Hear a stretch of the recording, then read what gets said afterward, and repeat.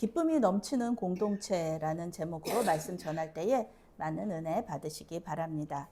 오늘의 핵심 주제는 하나님과 공동체를 섬길 때 기쁨이 있다. 하나님과 공동체를 섬길 때 기쁨이 있다입니다.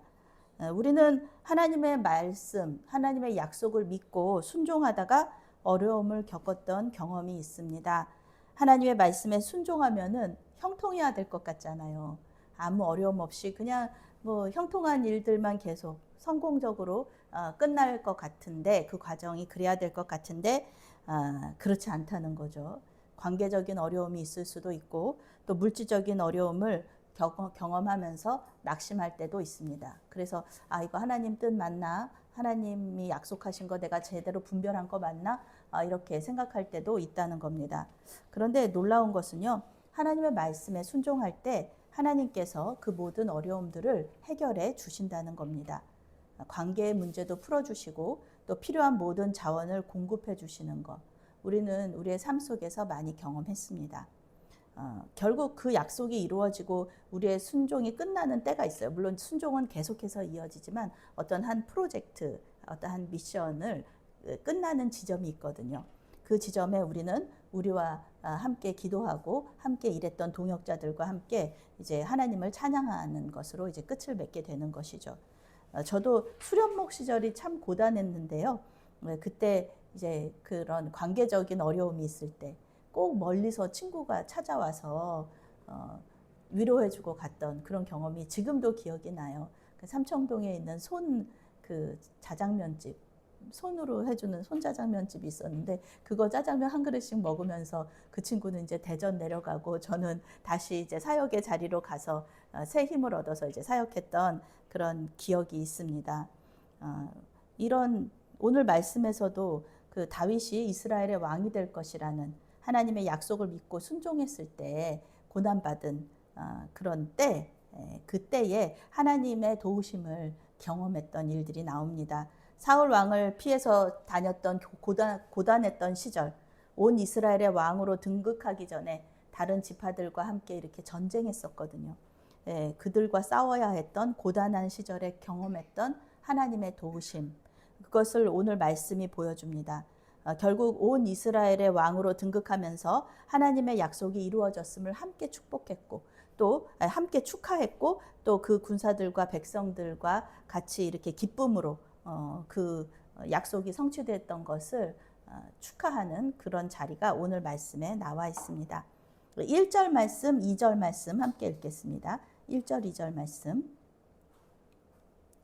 다윗이 기스의 아들 사울로 말미암아 시글락에 숨어 있을 때에 그에게 와서 싸움을 도운 용사 중에 든 자가 있었으니 그들은 활을 가지며 좌우 손을 놀려 물매도 던지며 화살도 쏘는 자요 베냐민 지파 사울의 동족인데 그 이름은 이러하니라. 이름은 이렇게 계속 나오지, 성경에는 나오는데 우리가 읽지는 않겠습니다. 다윗이 사울 왕을 피해서 블레셋으로 망명했을 때 아기스 왕이 시글락성을 주었습니다. 당신과 당신의 가족들과 당신의 부하들 다 여기서 살아라 하면서 시글락성을 줬습니다. 우리가 그렇게 생각할 수 있어요. 아이고 이제 안정됐네. 이제 안정적이네. 사울 왕 피해서 가족들과 함께 살 곳이 있으니까 이제 안정적이네. 얼마나 평화롭고 행복하냐 이렇게 말할 수도 있었을 것입니다. 그런데 이스라엘의 왕으로 기름 부음 받은 사람이 적국에 망명하여서 목숨을 부지하고 있다는 것, 그것이 생각만큼 편하고 좋지는 않았을 것입니다. 끊임없이 하나님께 이거 하나님 정말 올바른 선택이었을까요? 고생을 하더라도 이스라엘 땅에 남아 있어야 되지 않았을까요? 이런 고민들을 분명히 했을 거라는 겁니다. 이대로 가다가 이대로 블레셋 땅에서 계속 살다가 다시 돌아가지 못하면 어떡하나, 그런 생각들. 우리 정치적인 망명을 했던 일제시대 때, 오늘 이제 그 광복기념주일인데요. 일제시대 때 많은 분들이 간도나 중국으로 망명하셨잖아요. 정치하시는 분들이나 종교 지도자들이 많은 분들이 못 돌아오셨습니다. 조국을 그냥 그리워하다가 돌아오지 못한 분들도 많았어요. 이런 고민들을 분명히 다윗도 했을 것이다. 그때 하나님께서 보내주신 위로의 사람들이 바로 베냐민 지파의 용사들이었다는 겁니다. 성경은 다윗이 시글락에 숨어 있을 때라고 얘기해요. 그냥 뭐 너무 힘들게 그냥 왕으로 기름 부음 받은 다윗은 골리앗을 때려잡은 그런 장군이잖아요. 그런 사람이 블레셋의 작은 성에 숨어 있었다는 거죠. 그때 하나님께서 이 용사들을 보내주셨다는 거죠. 베냐민 지파는 사울 왕의 지파입니다. 왕을 배출한 지파는 그 왕을 정치적으로 굉장히 지지해줘야지 마땅하잖아요. 그런데 이 베냐민 지파 사람들이 사울 왕을 지지하지 않고 시글락 성에서 숨어있던 다윗을 찾아왔다는 거예요. 자발적으로 찾아와서 함께 싸웠다는 겁니다. 상심하고 있던 다윗에게 얼마나 큰 위로가 되었을지 우리는 상상할 수가 있습니다. 다윗은 그들을 통해서 하나님의 위로와 격려를 경험하고요. 또 마음을 다잡고 하나님의 약속에 대한 그 확신을 가졌을 것입니다.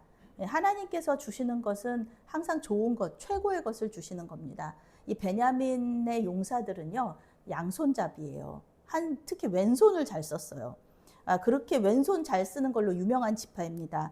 양손으로 물매 던지고 화살을 잘 쏘기 때문에 다윗의 군대에 아주 큰 도움이 됐다. 12장 말씀에는 도움이라는 용어가 여러 번 나오는데요.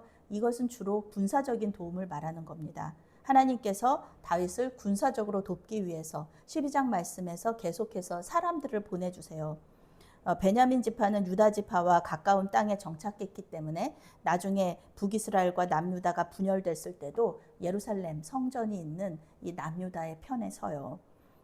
사도 바울이 베냐민 지파 사람이다. 나는 베냐민 지파 사람이다. 이렇게 자랑스럽게 얘기하는 이유가 다 있는 겁니다. 정통 유대인이에요. 정통 유대인. 예루살렘 성 그 여호와 신앙을 끝까지 버리지 않았던 정통 유대인들이 바로 베냐민 지파고요. 그리고 그 베냐민 지파에서 사도 바울이 나왔다는 겁니다. 예수님의 계보인 유다 지파에는 속하지 않지만 다윗의 왕국을 계속해서 지지했고요. 정통 이스라엘 사람으로서 그 하나님 여호와 신앙을 버리지 않은 그런 사람들이 바로 이 베냐민 지파 사람들입니다. 다윗이 도망자이던 때에 다윗을 찾아왔던 지파들 중에 갓 사람들도 있었어요. 갓 사람들. 15절 말씀 함께 읽겠습니다. 15절. 정월에 요단강 물이 모든 언덕에 넘칠 때에 이 무리가 강물을 건너서 골짜기에 있는 모든 자에게 동서로 도망하게 하였더라. 아멘. 성경은 이들이 싸움에 익숙하고 방패와 창을 능히 쓰는 용사들이었다라고 말합니다.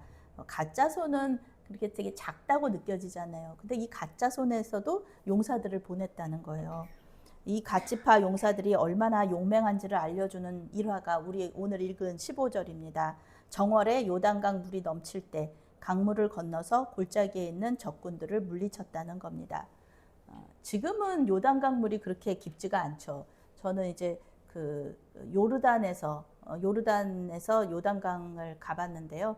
예수님이 예수님이 세례를 준 곳이라는 게 요르단에도 있고 나라들마다 있는데 요르단에도 있고 이스라엘에도 있어요. 서로 자기들 땅에서 예수님이 세례 줬다고 얘기를 해요. 주장해요. 그런데 이제 거기를 가면은 요단강이 굉장히 이제 수량이 적어졌다 그럴까요? 그래서 이렇게 개천처럼 흐르는 그런 곳도 있습니다. 그런데 오늘 말씀에 나오는 그때 당시에는 지금은 그렇지 않지만 그때 당시에는 강폭도 넓고요. 수량도 풍부했어요. 특히 이제 정월, 여기서는 정월이라고 하는데 이스라엘의 정월이 3, 4월이거든요. 봄이잖아요.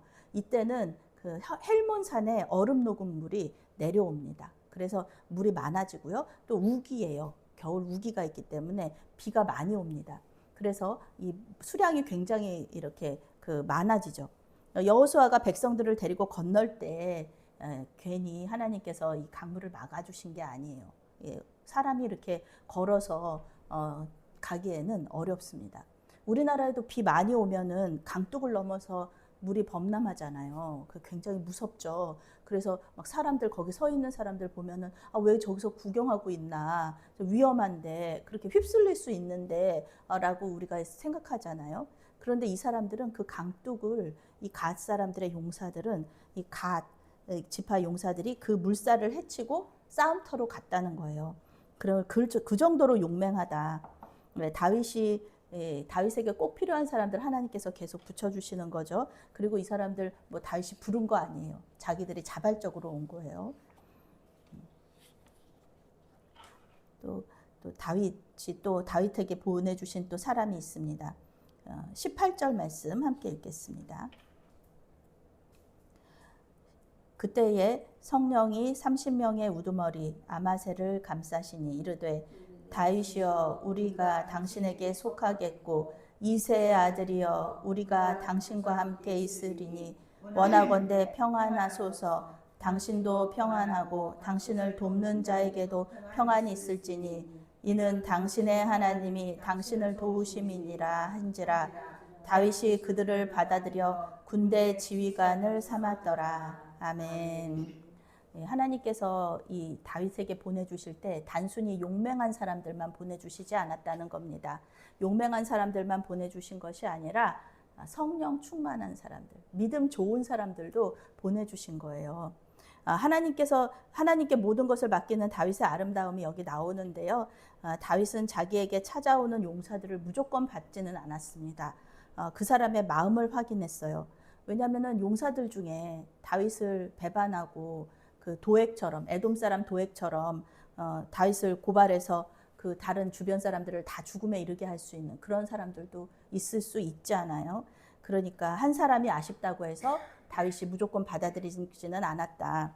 우리는 뱀처럼 지혜롭고 비둘기처럼 순결하게 신앙생활을 해야 될 필요가 있습니다. 여기서 오늘 찾아온 베냐민과 유다의 용사들이 나오는데요. 그 중에 아마새가 있는 거예요. 이 아마새가 용사들한테 이렇게 다윗이 당신들 마음은 어떠냐. 만약에 당신들이 나한테 충성한다 그러면 하나님께서 당신에게 복을 주실 거다. 그런데 당신들이 나를 배신하고 다른 마음 먹으면은 하나님께서 당신들에게 보응하실 것이다. 나는 내 손에 불의함이 없다. 다윗이 복받은 비결인데요. 다윗이 그렇게 그 말씀 속에서 물론 역대상에는 다윗의 죄라든지 실수가 나오지 않지만 우리가 다윗의 죄라고 볼 수 있는 게 몇 가지 있는데 왕이 되기 전에는 정말 이 사람이 죄가 있는 게 없어요. 아주 완벽한 사람으로 나옵니다. 나중에 왕이 되고 나서 바세바 사건도 있고 뭐 인구조사도 있고 그렇지만 그 왕이 되기 전에는 참 의로운 사람이었거든요. 이 사람이 그 의인의 피를 흘리면은 하나님께서 반드시 보응하신다 이렇게 말해요. 우리는 아무 죄 없는 목회자와 교인들을 괴롭게 하다가 어려움을 겪은 사람들의 이야기를 듣습니다. 하나님을 무서워하는 사람들은 교회 공동체 안에서 항상 조심스럽게 행동해야 돼요. 하나님 무서워서 어떻게 다른 사람을 그렇게 아프게 하고 힘들게 하겠습니까? 감정에 치우쳐서 상처 주고 악한 일을 하다가 하나님께 책망받을 수 있어요. 교회 공동체는 서로 사랑하고 섬겨야지 미워하고 끌어내리려고 하면 안 된다는 겁니다. 다윗의 경고를 들은 아마새에게 성령이 임하셨습니다. 우리는 지금 성령께서 내주하세요. 우리에게는 참 그게 감사한 일이에요. 성령께서 우리와 함께 하시고 내주하신다는 거. 근데 구약 시대는 그렇지 않았거든요. 구약 시대에는 성령께서 이제 때에 따라서 사람에 따라서 잠깐 특별한 사람에게 특별한 때에 임하셨습니다. 아마새는 성령의 임재 속에서 다윗과 다윗의 용사들에게 평안의 복과 다윗이 하나님의 도우심을 받는 사람이라는 것을 선포해요. 공동체에 이런 사람이 있으면 참 좋겠어요. 아마새처럼 용맹하기도 하고 믿음도 좋은 사람이 있으면 아주 다윗에게 큰 도움이 됐을 겁니다. 다윗은 이 위대한 용사를 군대 지휘관으로 임명을 하게 됩니다.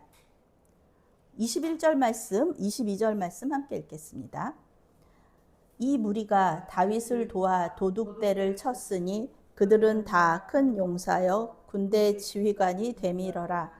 그때에 사람이 날마다 다윗에게로 돌아와서 돕고자 하매 큰 군대를 이루어 하나님의 군대와 같았더라. 아멘. 므낫세 지파에서도 이제 모든 지파가 다윗을 돕기 위해서 이제 용사들을 보내는데요. 므낫세 지파에서도 다윗을 도우러 찾아왔는데 이 사람들의 이야기가 또 극적입니다. 다윗이 블레셋의 편에서 사울 왕과 싸워야 했던 그런 위기의 순간이 있었잖아요. 이게 사무엘상 26장에 나오잖아요. 그런데 그 블레셋 장군들이 모여가지고 안 된다. 다윗 돌려보내라. 다윗이 만약에 우리 안쪽에서 공격하고 사울 왕이 바깥에서 공격하면은 우리 포위당해서 죽지 않냐. 그러면서 다윗을 돌려보내게 되는데요. 이 사무엘상 29장에 나오는 내용입니다. 부하들과 함께 시글락성으로 돌아갈 때 사울 왕의 군대를 떠나서 다윗에게 돌아온 사람들이 있어요. 이 사람들이 므낫세 사람들입니다. 7명의 용사들입니다. 이들은 바로 시글락성으로 돌아와서 이제 시글락성을 약탈한 아말렉 사람들과의 전투에 투입되어서 큰 승리를 경험하죠. 성경은 다윗이 온 이스라엘의 왕이 되기 전에도 날마다 다윗을 돕기 위해 찾아오는 용사들이 많아서 큰 군대를 이루었는데 그 군대가 하나님의 군대와 같았다 이렇게 말하고 있습니다. 이게 뭐 교회로 따지면 매주 새신자들이 왔다는 거예요. 그냥 새신자들이 아주 믿음 좋고 또 헌신된 새신자들이 왔다 이런 말과 똑같은 거죠. 다윗이 얼마나 기뻤을지 좀 상상을 할 수 있어요. 다윗의 군대는 하나님의 군대였다. 하나님 잘 믿는 왕과 성령의 임재를 경험하는 부하들이 있는 군대. 이것이 바로 하나님의 군대가 아니겠습니까? 하나님의 군대와 싸울 수 있는 인간의 군대는 없습니다. 백전백승이에요. 누가 하나님과 싸워서 이길 수 있겠습니까? 하나님께서 항상 다윗의 편에 서 계셨다. 38절 말씀부터 40절 말씀 함께 읽겠습니다. 이 모든 군사가 전열을 갖추고 다 성심으로 헤브론에 이르러 다윗을 온 이스라엘 왕으로 삼고자 하고 또 이스라엘의 남은 자도 다 한 마음으로 다윗을 왕으로 삼고자 하여 무리가 거기서 다윗과 함께 사흘을 지내며 먹고 마셨으니 이는 그들의 형제가 이미 식물을 준비하였음이며 또 그들의 근처에 있는 자로부터 이사갈과 스불론과 납달리까지도 나귀와 낙타와 노새와 소에다 음식을 많이 실어 왔으니 곧 밀가루 과자와 무화과 과자와 건포도와 포도주와 기름이요 소와 양도 많이 가져왔으니 이는 이스라엘 가운데에 기쁨이 있었더라. 아멘. 네, 38절 말씀, 40절 말씀 오늘의 요절이기도 한데요. 너무 아름답고 기분 좋은 그런 파티를, 잔치를 설명하는 그런 내용입니다. 드디어 하나님의 약속이 이루어져서요. 온 이스라엘의 왕으로 다윗이 등극을 하는 대관식 날의 모습이 바로 이 38절부터 40절 말씀입니다.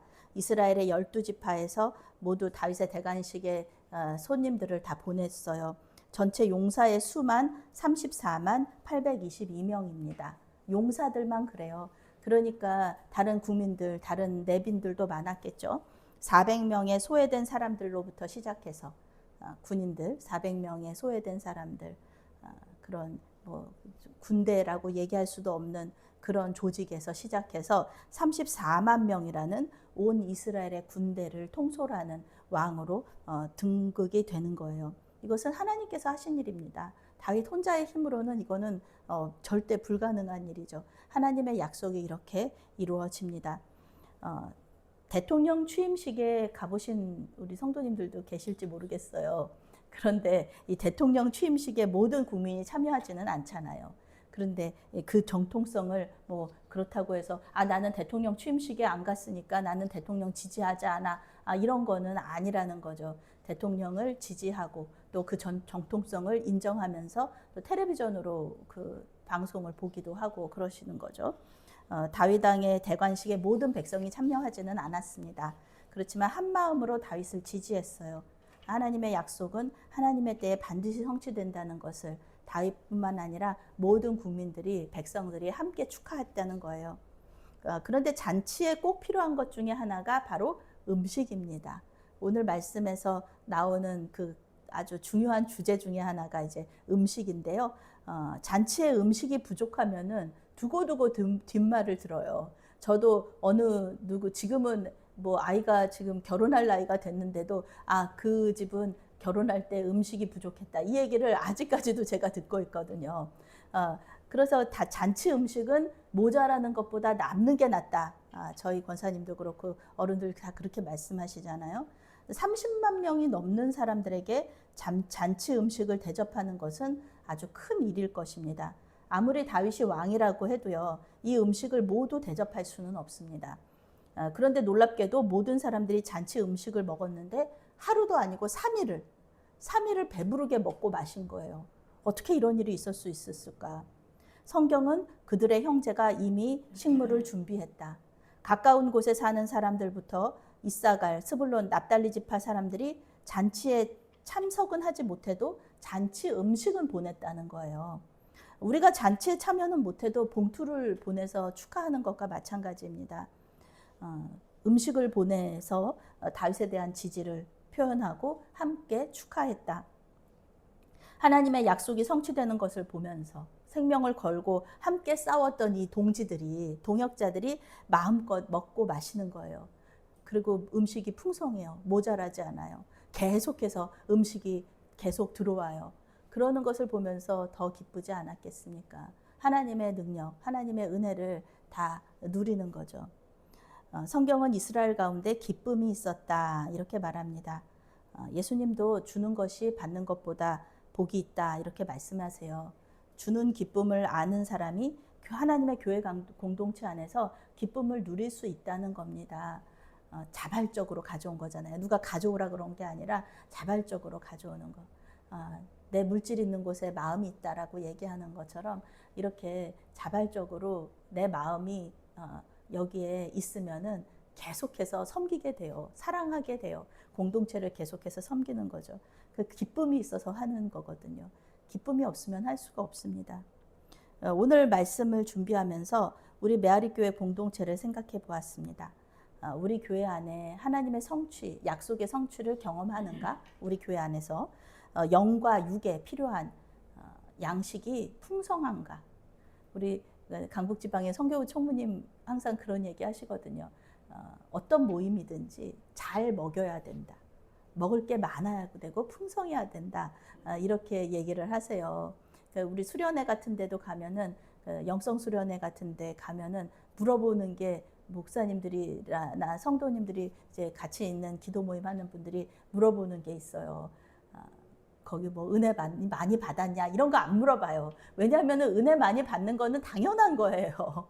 수련회 갔다 왔는데 은혜 많이 받았냐 이건 물어볼 필요가 없는 거죠. 당연히 받았으니까. 그러니까 뭘 물어보냐면은 거기 음식 어땠냐 물어봐요. 그 기도원 거기 수도원에 음식 어땠냐. 그러면은 뭐 기도원에 가서 은혜 많이 받았다 이런 얘기보다 거기 음식 너무 잘해준다, 너무 맛있었다 이런 얘기 하거든요. 그만큼 이 음식이 중요하다는 겁니다. 우리 교회에 그런 양식이 필요한가? 그런 충만한가? 목회자와 성도들이 서로에게 필요한 것을 공급하고 그것으로 인해 행복한가? 저는 참 우리 교회 공동체 작지만 너무 감사한 것이 있어요. 저 휴가 갈 때 또 우리 집사님 또 봉투 주셨죠. 또 저희 또 정용식 성도님 항상 점심 식사 대접하시죠.